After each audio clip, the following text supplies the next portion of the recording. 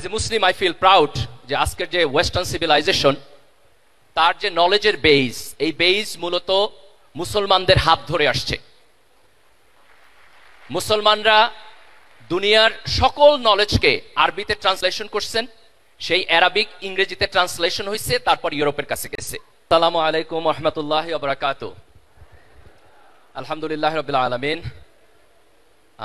আমি খুব proud feel করতেছি এখানে দাঁড়িয়ে। there are couple of reasons. প্রথম কারণ হচ্ছে যে আজকের এই অসাধারণ আয়োজন যে ছাত্র সংগঠন করছে, ছাত্র শিবির, আমার সৌভাগ্য হয়েছে আমার ছাত্র জীবনে এই ছাত্র সংগঠনের পার্ট হওয়ার। আমি রিয়েলি ফিল প্রাউড। সেকেন্ড, আমি প্রাউড ফিল করছি আজকের যে সায়েন্স ফেস্ট, আপনারা তার নাম দেখতেছেন, ইবনে আল হাইসাম, উনি একজন মুসলিম বিজ্ঞানী ছিলেন। As a Muslim I feel proud যে আজকের যে ওয়েস্টার্ন সিভিলাইজেশন তার যে নলেজের বেস, এই বেস মূলত মুসলমানদের হাত ধরে আসছে।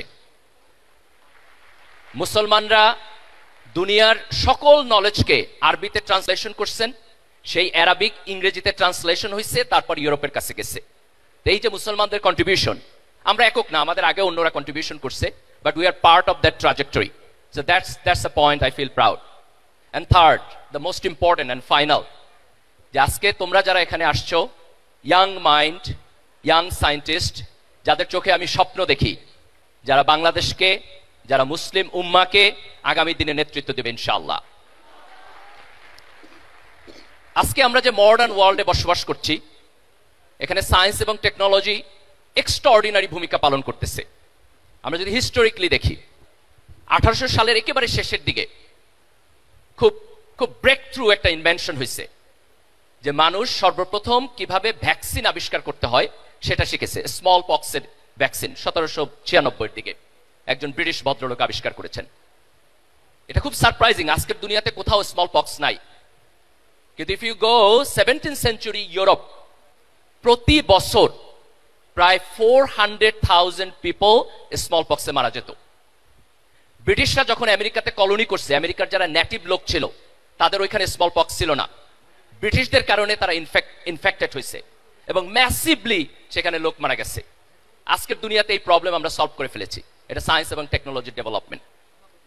সায়েন্স এবং টেকনোলজি মিলিটারি টেকনোলজিতে কন্ট্রিবিউশন করছে। পৃথিবীতে অনেক বড় বড় মিলিটারি ট্যাকটিক্স সায়েন্স এবং টেকনোলজির উপর ডেভেলপড। একটা বড় মিলিটারি ট্যাকটিক্স হচ্ছে গান পাউডার। আমরা যদি 1400, 1500, 1600 এই সময়ের হিস্ট্রি দেখি, অটোমান এম্পায়ার যখন হচ্ছে আজকের ইস্তাম্বুল, কনস্টান্টিনোপল, এটা যখন ইস্টার্ন রোমানদের কাছ থেকে তারা বিজয় লাভ করেছে, এই ইস্তাম্বুল হচ্ছে তারা তখন সিজ করে রাখছে। তাদের যে গান পাউডার টেকনোলজি, এটা দিয়ে তারা সেখানে জয়লাভ করেছে এবং তাদের এই অটোমান এম্পায়ারের যে সিভিলাইজেশন সেটা ডেভেলপড হয়েছে। আমরা যদি নেপোলিয়ানকে দেখি, সে যখন ইউরোপের উপরে ডমিনেন্স স্থাপন করেছে, এই ডমিনেন্সি তার মিলিটারি যে ট্যাকটিক্স, তার বাহাইন্ডে তার গান পাউডার টেকনোলজি ছিল। তো সায়েন্স এবং টেকনোলজি দুনিয়াতে যে সমস্ত জাতি আছে তাদের কম্পিটেন্সি, তাদের ডেভেলপমেন্ট, তাদের ভালো কাজ, এই সব কিছুর পিছনে একটা পাওয়ার হাউস। কিন্তু আনফরচুনেটলি আমরা যদি আজকের দুনিয়া দেখি, তাহলে আমরা দেখবো যে মুসলমানরা কিভাবে আমরা বদলাবো। আমাদের এডুকেশন সিস্টেম বদলাইতে হবে, সেখানে আমাদের সায়েন্স এবং টেকনোলজিতে আমাদের ইনোভেশনের উপরে ইম্পর্টেন্স থাকতে হবে, বরাদ্দ থাকতে হবে। আমার বাজেটের একটা লম্বা অংশ সায়েন্স এবং টেকনোলজিতে যাইতে হবে। রাষ্ট্রীয় পৃষ্ঠপোষকতা থাকতে হবে। রাষ্ট্র যদি সিরিয়াসলি প্যাট্রোনাইজ করে, তাহলে ব্রেক থ্রু চেঞ্জ করা সম্ভব। আমি একটা এক্সাম্পল দিচ্ছি, টার্কির।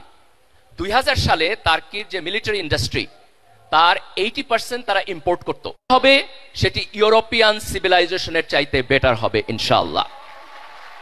কারণ তোমরা at the same time brilliant scientific mind হবা, and at the same time brilliant spiritual mind হবা। আল্লাহ সুবহানাহু ওয়া তাআলা আমাদেরকে সেই তৌফিক দান করুক এবং এই চেঞ্জে ছাত্র শিবির নেতৃত্ব দিবে, এই আকাঙ্ক্ষা ব্যক্ত করে আমি আমার বক্তব্য শেষ করছি। সবাইকে ধন্যবাদ। আল্লাহ হাফেজ। বাংলাদেশ জিন্দাবাদ।